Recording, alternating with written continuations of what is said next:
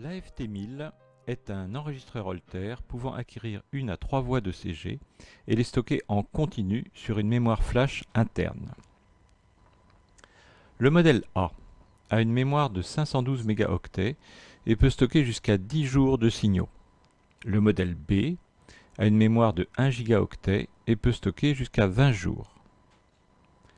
Selon le câble ECG utilisé, l'AFT1000 peut enregistrer soit à la fréquence de 250 échantillons par seconde, soit à la fréquence de 1000 échantillons par seconde, cette dernière fréquence étant réservée à des analyses spéciales comme les potentiels tardifs ou pour une bonne détection des impulsions d'un stimulateur cardiaque. Sur la face avant, vous trouvez l'afficheur OLED, dont la petite taille n'empêche pas une excellente qualité d'affichage graphique, une surface effaçable sur laquelle vous pouvez écrire, à l'aide du stylo spécial qui vous a été livré, le nom du patient.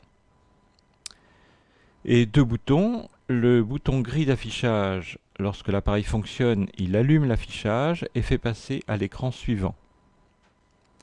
Le bouton bleu sert à transmettre le signal ECG par téléphone en modulation de fréquence. Sa fonction est modifiée dans l'écran de réglage où il sert à régler le chiffre pointé. Sur le côté, le bouton vert est le marqueur d'événement que le patient activera pour signaler un symptôme ou tout événement particulier. Sa fonction est également modifiée dans l'écran de réglage où il sert à déplacer le curseur. Sur la face inférieure, vous trouvez l'étiquette et la trappe à piles. Le connecteur ECG, interchangeable, est maintenu par un clip. Cet enregistreur n'est pas étanche. Pour cette raison et pour éviter la transmission de maladies nosocomiales, il doit être porté dans une pochette de protection jetable. Ceci vous permet de garder un appareil toujours propre et lui assurer une longue durée de vie.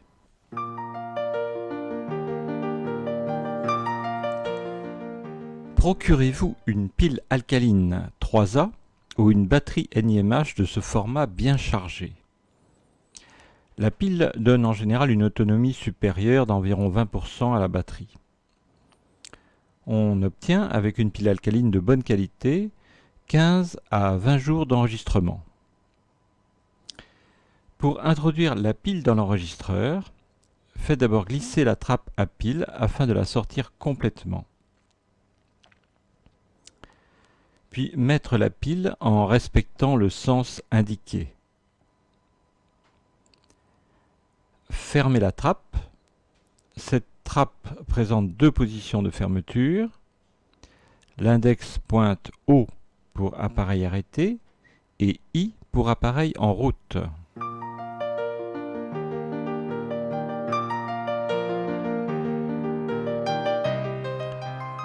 Pour la première utilisation et occasionnellement, il faut régler l'heure et la date.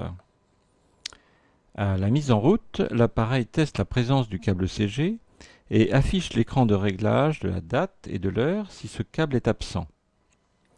Autrement, il affiche, seulement si la date est valide, l'écran général. Retirez donc le câble en le prenant entre le pouce et l'index, appuyez sur le clip pour le débloquer et tirez vers l'extérieur. Mettre alors en route en plaçant l'index de la trappe sur I et regardez l'afficheur. La date et l'heure sont affichées.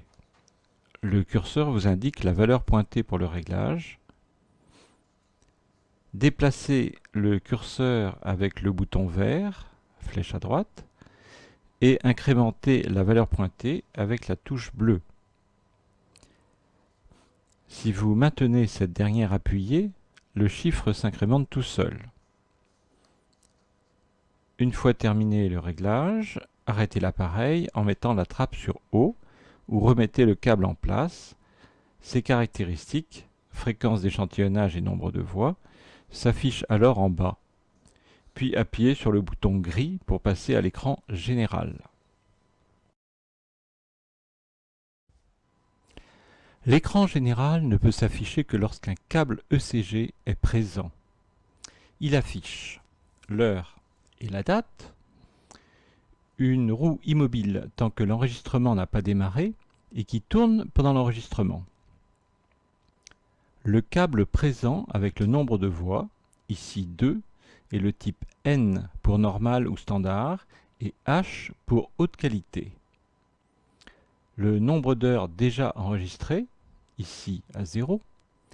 Le nombre d'heures disponibles, ce nombre est calculé en fonction de la taille mémoire de l'appareil, du type de câble et du nombre de voix. Il ne tient pas compte de la capacité de la pile. Dans notre cas, nous avons 253 heures, soit 10 jours et demi. Sur la dernière ligne, la température du boîtier, le pourcentage d'autonomie de la pile et son graphique.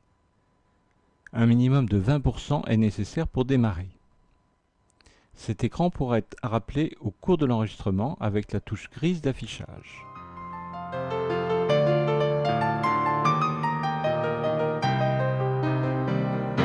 Lors de la pause, la durée d'affichage est limitée à 2 minutes pour préserver les piles. Après ce temps, l'appareil passe en arrêt. Ce timer est réinitialisé à chaque fois que vous changez d'écran ou que vous effectuez un réglage. Pour le redémarrer, il vous faut mettre la trappe sur O quelques secondes et la remettre sur I. L'écran général vous permet de valider l'heure et la date et de vérifier que votre pile est utilisable. Si vous prévoyez un enregistrement de longue durée, placez une pile neuve. Le tableau du manuel vous donne l'autonomie prévisible fournie par votre pile en fonction de sa charge. Lorsque vous changez la pile, l'appareil n'est plus alimenté. L'horloge interne continue à fonctionner au moins 1 heure. Remettez donc sans attendre une nouvelle pile pour éviter un arrêt de l'horloge. Pour de longues durées d'immobilisation, il est conseillé de retirer la pile. Vous éviterez ainsi les risques de voir une pile couler et dégrader les contacts. Vous aurez juste à régler l'heure à la remise en route.